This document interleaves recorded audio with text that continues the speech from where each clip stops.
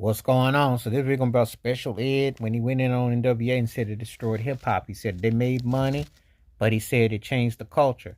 He said we said how we felt with the police and all that. We agree with that. He said, but the way they went about it, the cartoonish way.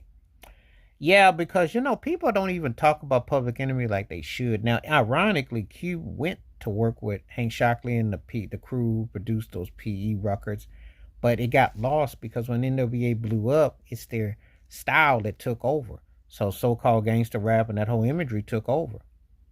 And Easy was funding it, and they sold.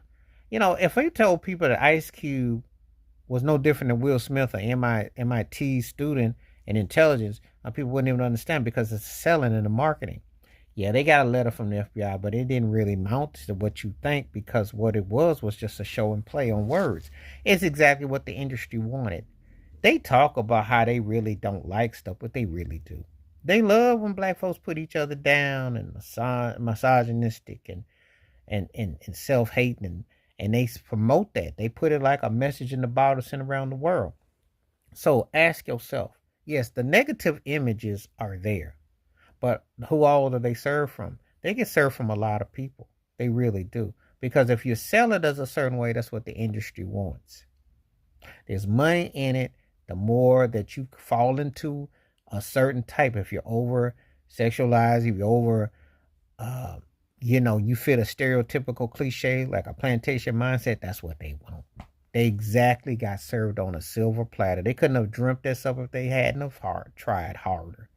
I forgot what movie that was with the late Phil Hartman, the comedian, but there was like a cartoonish character on NWA. And of course, See Before Chris Rock was a take on NWA. All that stuff was a take on that. Jerry curls, like ball caps, and dark looks, and looking scary and tough. And it seemed to be a selling point. It was a selling point. Especially Ed was a very talented young rapper. He just never blew up beyond the East Coast to a lot of people. The people in the know remember how good Special Ed was. And I might not always agree with everything they said, but he did bring up a good point. He took nothing away from the talent. No one never said that Dr. Dre wasn't talented what he did. And Ice Cube was one of the greatest rappers ever. However, the facade that was sold, that was used like a genie out of a bottle, it changed. It changed the landscape. I got a funny story. I knew some girls back then in the day because I was a teen back then when that whole thing came out. And some of them girls, they was using that like you play Luther Vandross. I'm like, huh? Or Freddie Jackson or Babyface or something. Those are like a Keith Sweat slow jam mixed. I'm like, what? Up there bopping that